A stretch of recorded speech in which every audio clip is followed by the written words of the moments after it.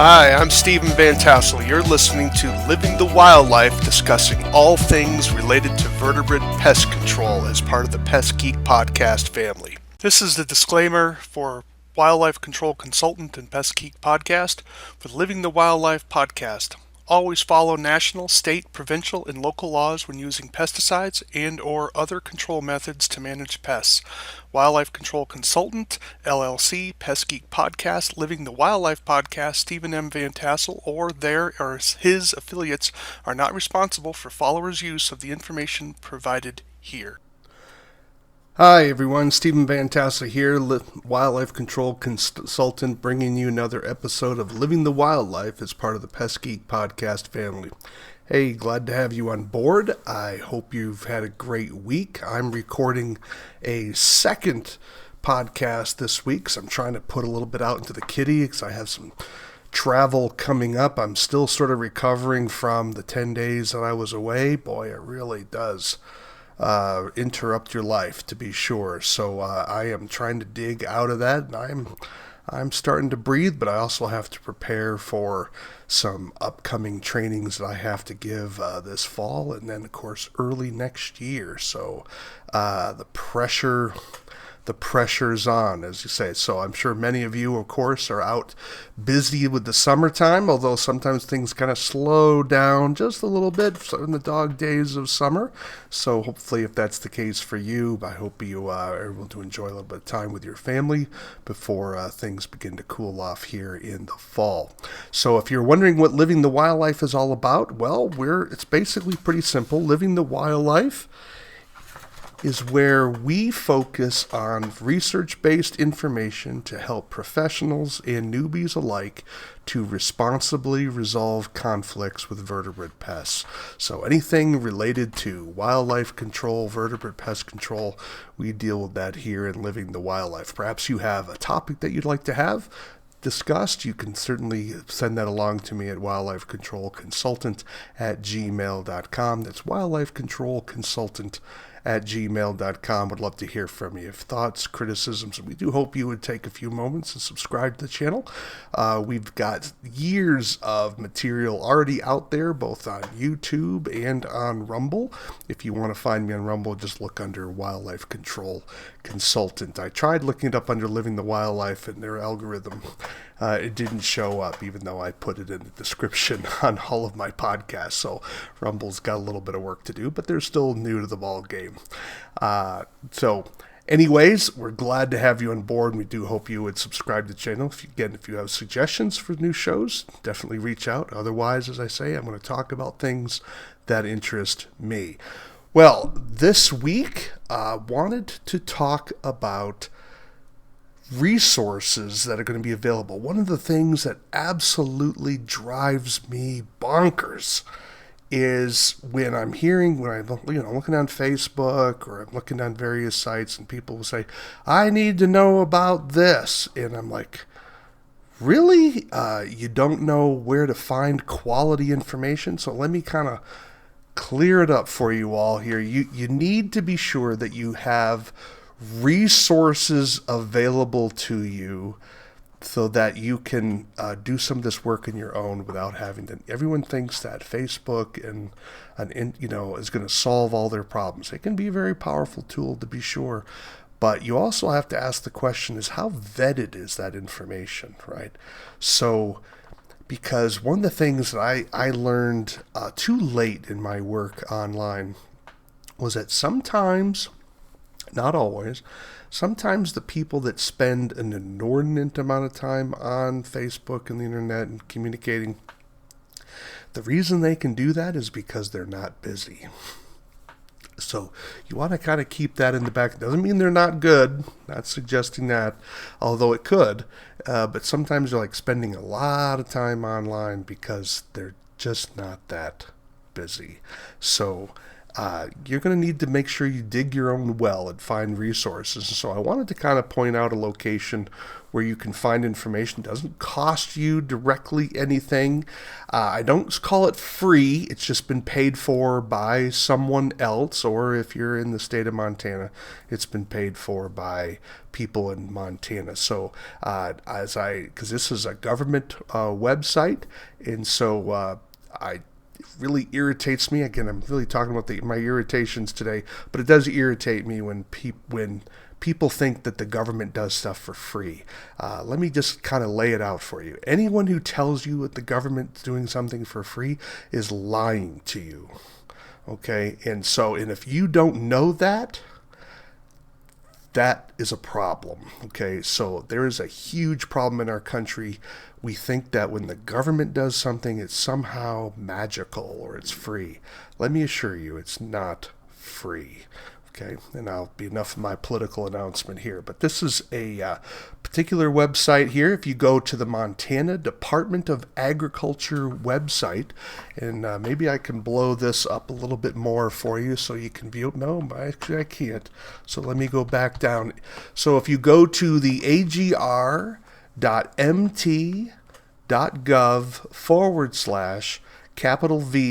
vertebrate -P pests, it'll come up for you. But you can basically just go to the Montana Department of Ag website, just look up the phrase vertebrate pests, and that'll bring you here to this particular page. Scroll down a little bit, and then you'll see a picture of the skunk.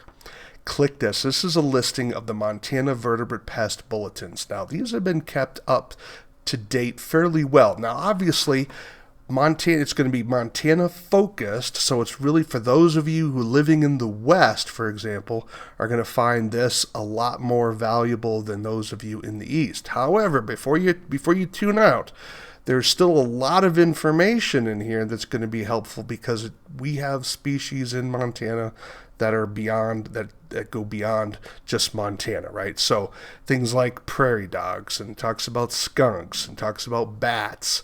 So it talks about mice, and talks about voles, and a lot of the information and material there can be applicable to a variety of states. So there are other resources, and I will probably from time to time come back online here and highlight those. If some of you have been with me for a while, you know that I've also talked about the wildlife damage series that's done by USDA Wildlife Services. I have several documents published in that series. That is also an important resource, has a lot of information on birds. So I have talked about other resources available. Again, there is no additional charge for that particular information either. But in this case, we're just going to focus on this one site. And if you're wondering how I know it so well, I'm the author of it. So let me be clear here. I got to put the caveat. I'm not on government time here. I am doing this completely on my own. I'm simply highlighting my own work, but it's work that I did as in my role on the state. So my podcast is not endorsed by the Montana Department of Ag website. I am simply putting forth my material out there, material that I also adapted from my predecessors for your use. It doesn't cost you anything additional to use this material. All right, so I hope I got that caveat out there. So love it, hate it, you haven't lost any money per se, except for the cost of your download time. So you click this particular link, and this brings you to the publications page, right? The Montana Vertebrate Pest Bulletins. And you can see there's a fair number of publications here. Here they're organized by animal group, right? Not by species, but by animal group. So there's a publication here on bats. There's also a few publications on birds, particularly starlings and woodpecker damage to buildings. So those are two bird species that are pretty important, pretty common problems here in Montana. I don't know if I'll be putting out another document, perhaps maybe on pigeons or something. We have pigeon issues here in Montana, but nothing like you would have outside of the state in a lot of more of your heavily more urbanized areas. So in any event, something for you to think about. We do have a publication on skunks, so let's kind of pull up this one on skunk management, right? Just to kind of give you a look of it. So you can see here there's going to be a date, a revised date here at the bottom. So let me kind of blow that up. So we're going to come here and look, and there's going to be a date here. So you can see that this was reviewed or revised in June of 2023, so last year. So it's pretty up to date, all things considered. So I do from time to time when something new comes along, try to update it. For example, I need to update the pocket gopher publication because of a new trap that I have gained just a modicum of experience with, but I had a great encounter with a producer who's really kind of he converted me. That's all I can say about that. So I do need to update that pocket gopher one. But nevertheless, it's going to be some good information there. So basically the structure of all of these documents is essentially the same. I go through some basic biology, right? What you can probably skip through. A lot of you aren't necessarily interested in the biology. Then I talk about identifying of the damage. And here we have a whole section in terms of how to deodorize skunk odor, talking about the myths involved with that, and then what actually does work. And then I talk about how to identify their particular damage to turf, and then I get into control methods. Always try to be as comprehensive in the control methods with a criterion of the following. Something that has to be legal. Okay, I mean, kind of, that's kind of important. Because a lot of things can work, but they're illegal, right? So this is something you always have to keep in the back of your mind. And then secondly, it needs to be somewhat practical. And that is, you may have some more arcane things that will work, but they're just not necessarily practical for someone. And then the third criteria would be, do I want a non-professional, because this is written for non-professionals. Professionals can still glean positive information from it, especially if you're new to the industry. I would certainly encourage this. It's a very inexpensive way for you to kind of get things started in your own work, to check yourself.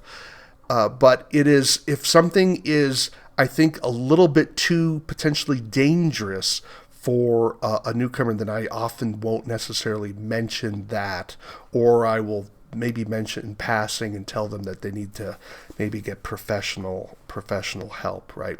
So that is kind of how I work through these publications, but they can get somewhat technical, particularly in the area if there are pesticides involved, because again, this is part of the Montana Department of Ag program, and of course that agency regulates the use of pesticides within the state of Montana. So pesticide use would be something very important, of course, to that agency. And if you are someone who is licensed to use pesticides in your particular state, then you may find some of the information here helpful as well in terms of the best uses and application of that pesticide. Sometimes I'm able to go beyond the label, not contradicting the label, want to be clear about that, but about some of the things that help enhance the effectiveness of baits in terms of the application, and often maybe give you the rationale for why the label is written the way it is. Okay, that may not always be obvious to you.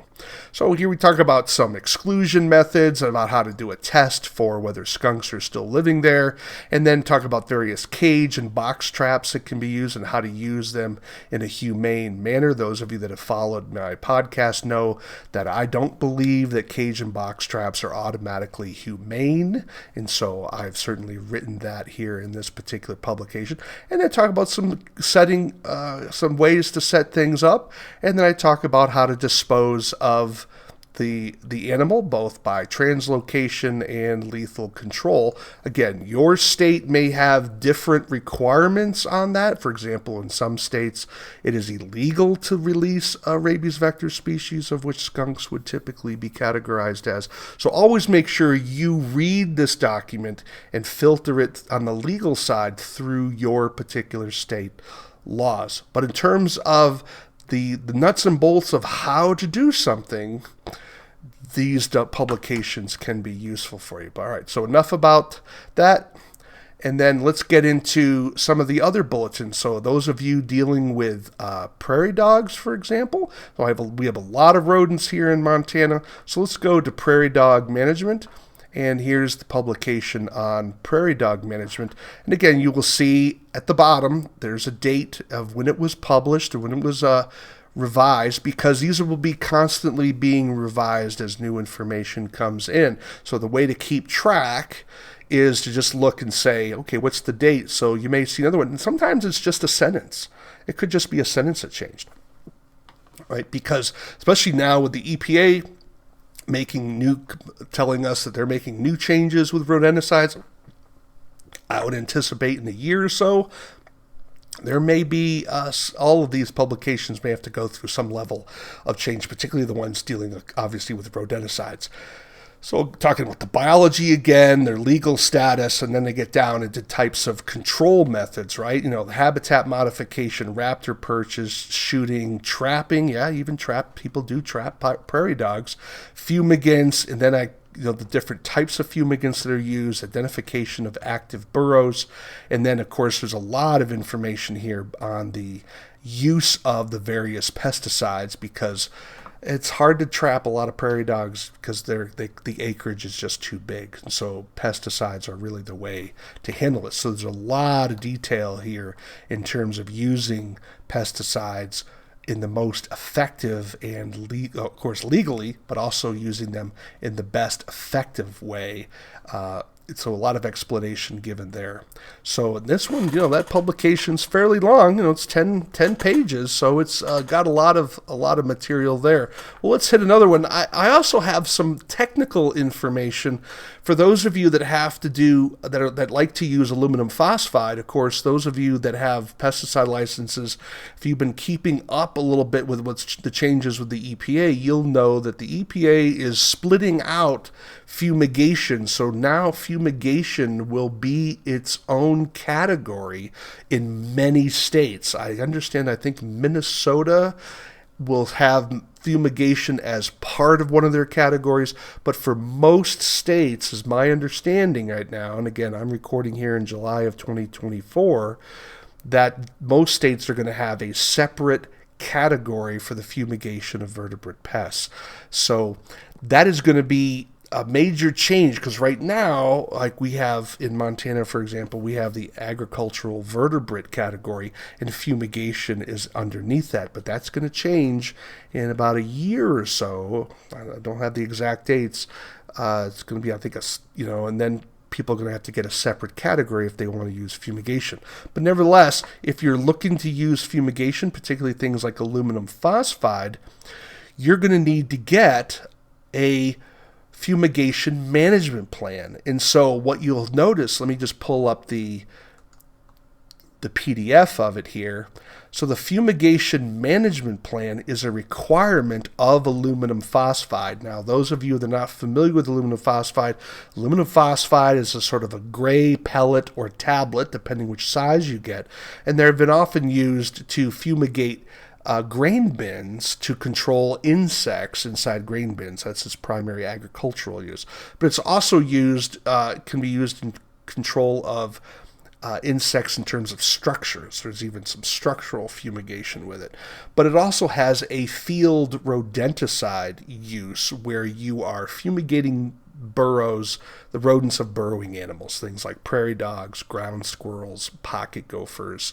I don't believe it's allowed for voles. Wouldn't necessarily recommend it for voles anyways, but those are probably the big three: ground squirrels, prairie dogs, and pocket gophers. And if you're going to be using aluminum phosphide, you are required to create a written fumigation management plan prior to application. Now, if you're reading the hand manual, so when you're looking at aluminum phosphide, you're probably getting more information than you wanted to know, but let's kind of list it down. You have to read the label, of course. You also have to read the SDS sheet, and you have to read the 40-page applicator manual.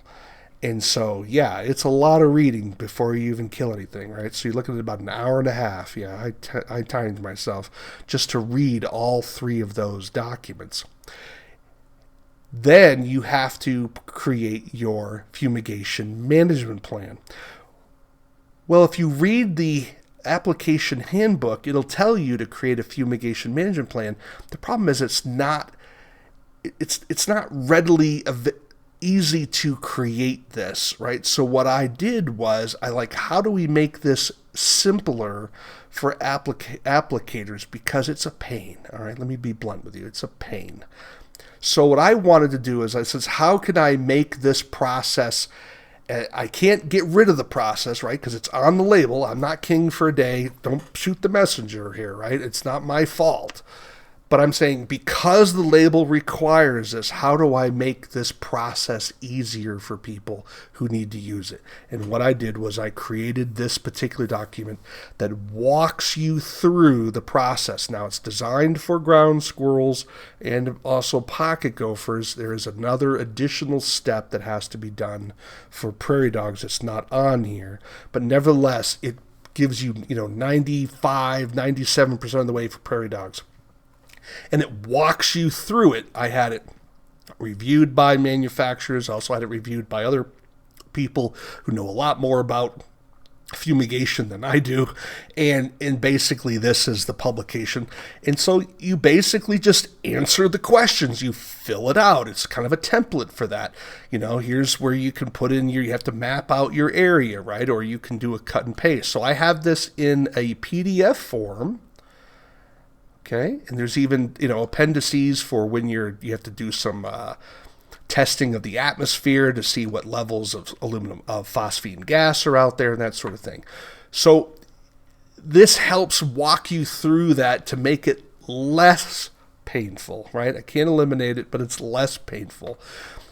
But if you are looking to do this yourself, I have this document both in a PDF version, but I also have it in a Microsoft Word version, right? So you click here, watch it not work. Oh, here we go. There we go. Maybe that'll do it. So you can see it downloaded here, and I'm pulling it up.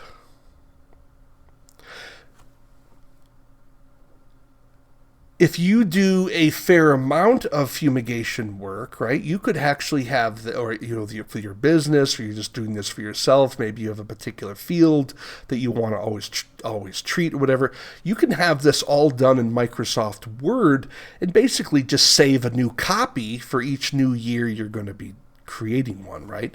So this is something that can be very helpful. It's a Word file. You just simply download it, and then you can simply type in things. If you're a business owner, put in your logo up here or whatever.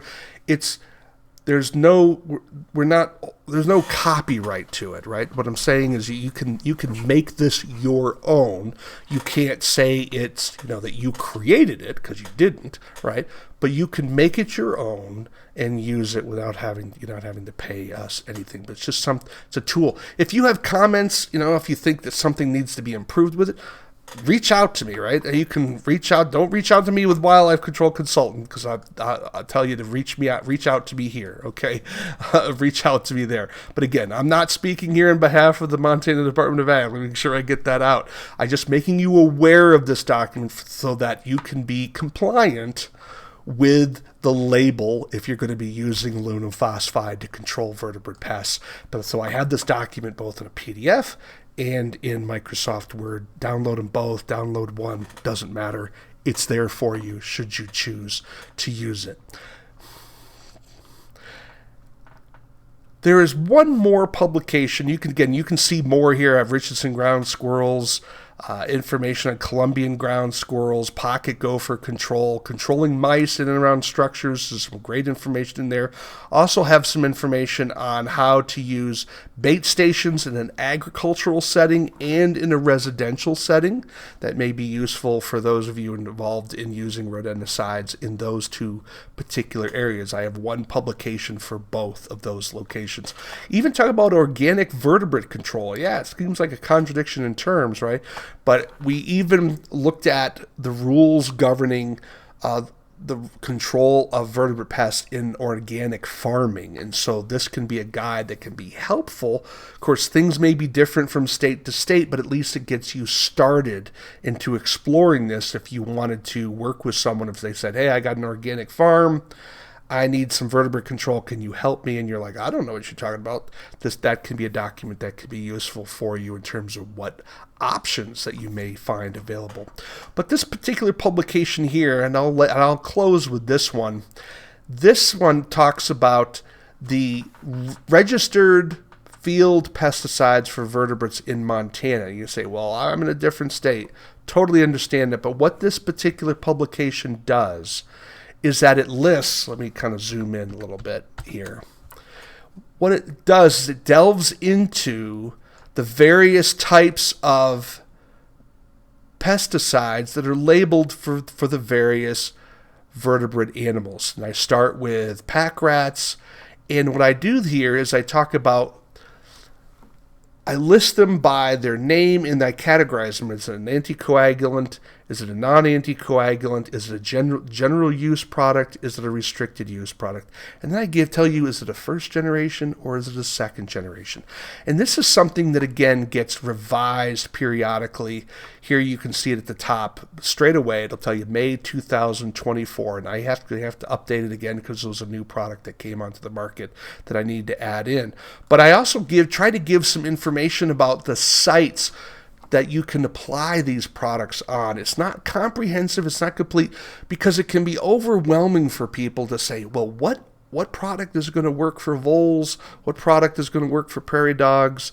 Can I buy a product that will work on prairie dogs and pocket gophers so I don't have to have multiple products that I have to purchase? And this is one way to help you navigate that. It's sort of think of it as a key or a thumbnail sketch to get you introduced into the world of rodenticides, to help you get started to know where you can look at the label more deeply and more carefully to see if it truly applies to your particular situation. And just to let you know, when you're using a vertebrate pesticide, you have to have 3 things on the label, right? You have to have the pest on the label, you have to have the site on the label, and you have to have the method of control on the label.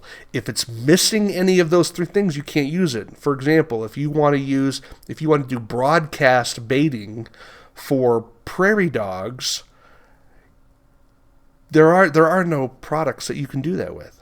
Right? So I could tell you that straight away. There are no products that allow you to broadcast bait for prairie dogs. Doesn't exist, right? None of the labels allow that. So you can know straight away that method is not going to be available to you. So you can say, well, why can I broadcast for voles? It's different, right? So these are some of the quirks that happen in regulation. Why is this product, one product general use, another product restricted use, and may be counterintuitive? Well, part of the reason is sometimes one requires a mechanical device to use and the other one doesn't. So it's a matter of quantity that you're applying. So things can get kind of quirky with pesticides, but nevertheless, you have to have all 3 elements to use it in the way that you want. So this is why I beg people, read the label before you purchase the product. Okay, don't simply rely on the salesman. They're not always accurate. Or people aren't always hearing things accurately. I don't know which, but something's going amiss. So I have some abbreviations here. And so let's take a quick look. So you have bushy-tailed wood rats, right? So you even have coyotes because there are pesticides for coyotes and foxes. But let's look at something to deal with. Let's get down into deer mice, right? What's registered for deer mice and white-footed mice? Well, you can see how I've organized this. So we have non-anticoagulant baits, right? Zinc phosphide and bromethylene. That's a non-anticoagulant. And I give you some listings here. And then anticoagulant baits, and I talk about whether it's a GUP or all these products here listed are going to be GUP, but notice I tell you whether it's a first generation anticoagulant rodenticide or a second generation SGAR versus an FGAR. And notice they all have the 100-foot restriction.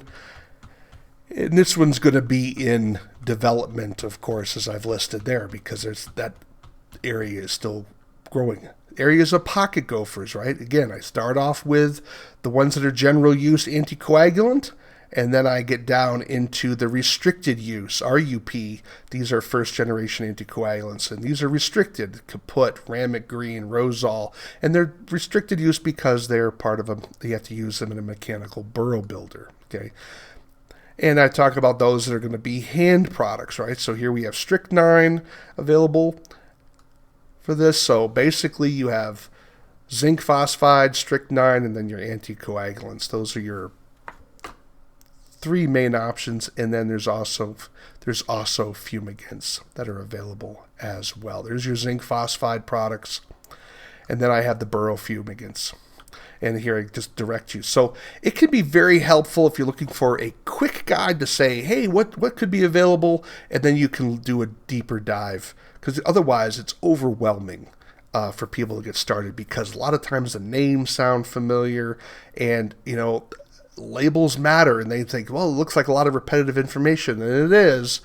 But if you look carefully, you'll see that two different labels on the same creature, even with the same active ingredient, sometimes they'll have different wording that allow you to do different things. And this is where it can be important. This document can help you with that particular product. So just a reminder again, just go to if you're looking for resources that don't cost you anything additional, go to it. On various vertebrate pests, you can go to the Montana Department of Ag website. Just look up Vertebrate Pest. Or you can just put in the phrase Vertebrate Pest Bulletins of Montana, and you can see the publication here. All of these are available for download. There's no credit card required, anything like that. Just go ahead and download them. There's also references to some of my earlier work. These were things that I did when I was at the University of Nebraska-Lincoln. Here we have a whole publication dedicated to removing skunk odor that can be very helpful. Also rodent-proof construction, selective bird feeding. This is something I think a lot of people in wildlife control need to be more familiar with. Let me just pull that publication up. It's how to modify your bird feeders so that you're not you're not creating more of a pest problem, but you're attracting the birds that you actually want to help. Very important. There's a lot of simple strategies that can be done. I know people think it's impossible to keep squirrels off your bird feeders. It's simply not true. It is very possible. It's just a matter of whether people are willing to put the work in. And there, frankly, isn't much work to do it. And it can really save people a lot of time and also save them a lot of headache in having to do pest control when it comes to rodents, utilizing that bird feeder for various things. So a lot of information here, again, at no particular cost, additional cost, I should say, to you, and hope you take advantage of it. If you find it useful, great. If not, well, then you didn't put a lot of money into it in the first place. Well, I'm Stephen Vantassel. You've been listening to Living the Wildlife. Again, what is Living the Wildlife? We are a site that focuses on, we're a podcast that focuses on research-based information to help professionals and newbies alike to responsibly resolve conflicts with vertebrate pests. So hope you found this information helpful, and we do hope you would, simply make it a part of your favorites. You should have, utilize the internet tool and make it easy for you to find this stuff. Make sure you have your folders in your web browser, and that way you're not having to always search for it. But these are going to be sources of information that are going to be reliable for yourself, that you're not wondering, is this just someone trying to sell me something? We're not trying to sell you something there with that particular website. I am trying to sell you something with my website, to be sure, but the Montana Department of Ag's not trying to sell you something there, okay? So download it at will, and hope you find it helpful. If you have comments, criticisms, love to hear from you. Again, if you have ideas for future shows, I do hope you would reach out to me again at wildlifecontrolconsultant@gmail.com, wildlifecontrolconsultant@gmail.com. Would love to hear you. If you have like to be on the show, definitely reach out to me as well. Do take a few moments, if you would, to subscribe to the channel. We publish about once a week, and we've been doing this for probably 4 years, I think, at this point. Have to check my notes to see if it might be into 5 at this point. But hope you've had a great day. Again, this is Living the Wildlife. Why do we call it Living the Wildlife? Well, because we want you to live the wildlife, not be the wildlife. Take care, everybody.